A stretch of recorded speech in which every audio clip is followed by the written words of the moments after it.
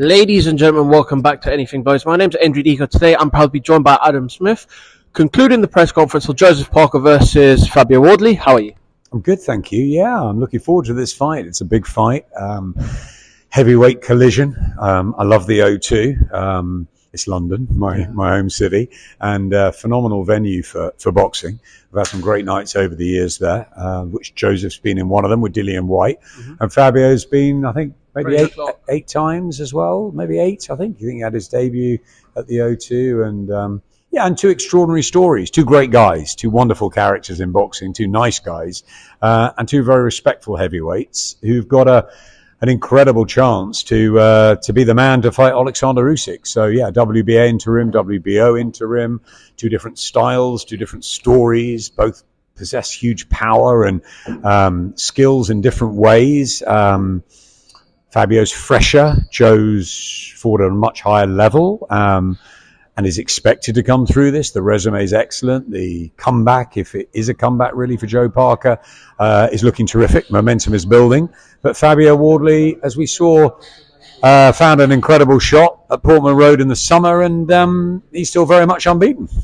Do you believe Fabio is ready for this? Because there's a lot of talk in levels, and if you just go on Joseph's last three opponents, Zhilei Zhang, Deontay Wilder, I know Bakoli was excluded a little bit because it was a 50-hour last-minute replacement, and then you look at Fabio, he's been in there with a former British champion in David Adelaide, he's been in there Fraser Clark, Justice Hooney. Do you believe Fabio's world level? I think Fabio's definitely world level. It's whether he's good enough to win a world title or beat a former world champion in Joseph Parker, but he's there and thereabouts. You've got to say that. You know, what he did to Fraser Clark, David Adelaide, he's right up there. But it is this sport, I believe, about levels and timing. And Joe definitely is a level above Fabio on paper.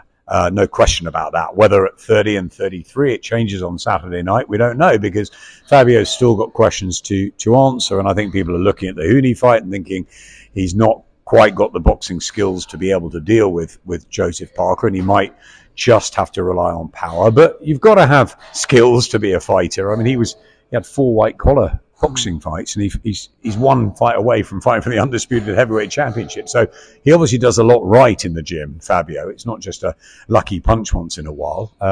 He's managed to stay undefeated. But it levels, yes. So you've got to go with Joseph in this. But timing, who knows? The time for me looks right for Joe Parker. I think he's physically and mentally a more mature guy. I think under George and Andy, he's evolved as a heavyweight for this generation. He's put on, great muscle where it's needed, but he's kept his speed. And I think he's a danger to any heavyweight in the world now, Joe Parker. But timing, I asked Fabio this question about an hour ago, and he said the time's right for me. I feel I've come on from the Justice Hooney fight even in the last few weeks. And I think I can take out Joe Parker at this particular time. I think they're looking at his 3 defeats. Joe's been down 6 times before in his career, and they believe that Fabio's got the power and maybe the mindset and the courage and guts to go with him. So as we were saying, you talk about levels and you talk about experience. As you're saying, selling out the O2 Arena, you'll be surprised how many fans are actually Joseph's, how many actually are Fabio's. Yeah, I think Fabio obviously has fought there a great deal.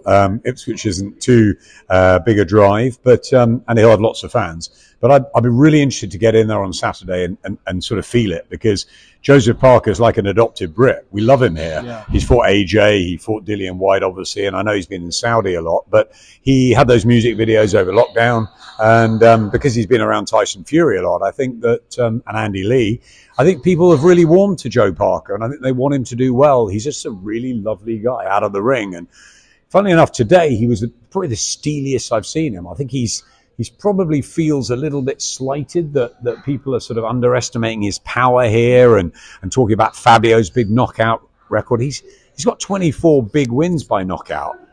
Fabio's only got 18. So Joseph Parker's a big puncher. He's a big threat on Saturday night. But he's a lovely guy out of the ring. And he's great. I spent a lot of time with him. I spent a lot of time with the pair of them, actually. They're just two really great ambassadors for the sport. May the best man win, and they'll be shaking hands afterwards and going for a coffee or a beer, I'm sure. And chief support, co-main event, something that I'm proud of, and I know you have affiliation because you had Noraldo Emery. Jürgen Uldedai, he's fighting for the world title, IBO world title. Good fighter.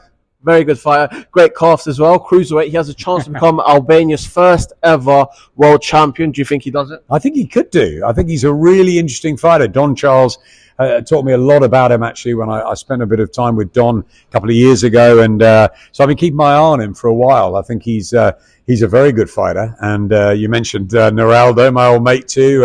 Look, Albania produced good fighters.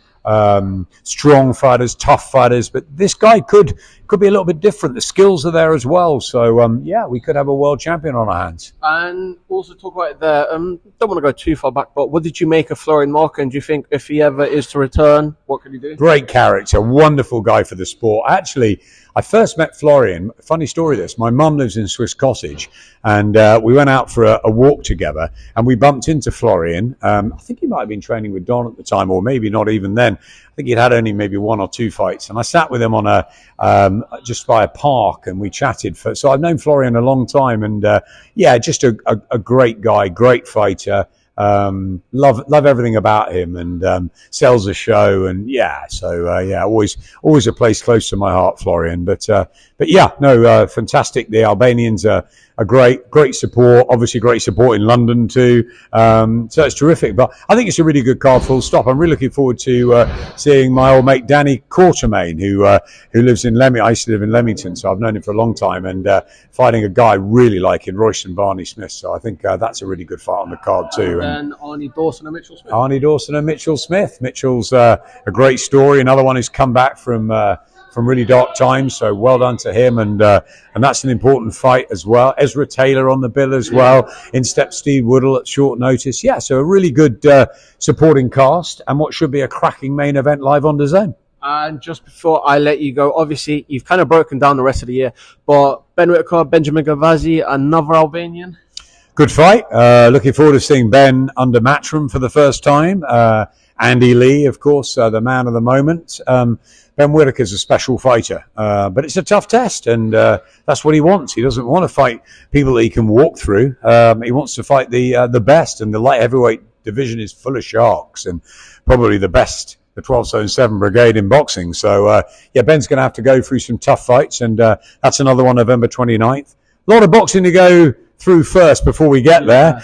Next week we've got Joshua Buatsi show in Manchester. Then we've got the Heist in Hull, which will be great. Then, of course, the big night at Spurs with Eubank and Ben. Then we're off to Riyadh. So lots happening before then. But some great nights ahead. And Benjamin against Benjamin is another. Yeah, I love that. And final one, Anthony Yarde. He said he's had 2 Russians. He had Kovalev, he had Benavidez.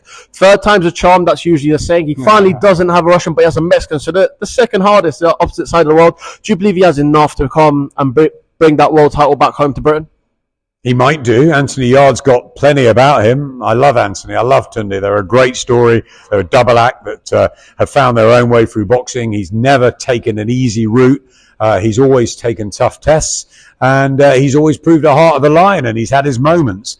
It's a hard ask. Benavidez is a very, very good fighter. But if there's any other person that you'd want against Benavidez on November the 22nd, it's Anthony Yarde. He's got a real chance in this fight, and he believes in himself. I tell you what, if he doesn't win, he's going to go out swinging, fighting, and giving us huge entertainment. But I tell you what, he could spring the upset here, Anthony Yarde. It's something I'm thinking more and more. I think Benavidez is great, but I think Yarde has got a real chance in this fight. And Adam Swift, just to let you go, what's the mission to everyone that supported you, supported your whole career, the voice of boxing, and your fans? Bless you. That's very kind of you. Look, I'm passionate about what I do. I wanted to be a boxing commentator for a long, long time. I got the opportunity at Sky. I had 29 great years at Sky. I went through bladder cancer. I went through my rock bottom.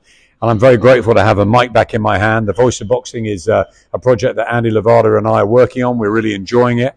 I've just become a trustee for the Ricky Hatton Foundation. Ricky is a very, very good friend of mine. So we've had a really difficult few weeks. And I'm just grateful to be here. I'm grateful to be giving back to young athletes. And I'm grateful to have a mic in my hand on Saturday night. So what my message to anyone out there that wants to be a broadcaster or a YouTuber or have your own channel is a mixture of passion, dedication, commitment, that sort of thing. Keep at it, learn, listen, and go for it, and you'll succeed. God bless you, Adam Smith. Great to hear your story. Thank you, and No I problem. appreciate everything. No Thank problem you. at all. Cheers.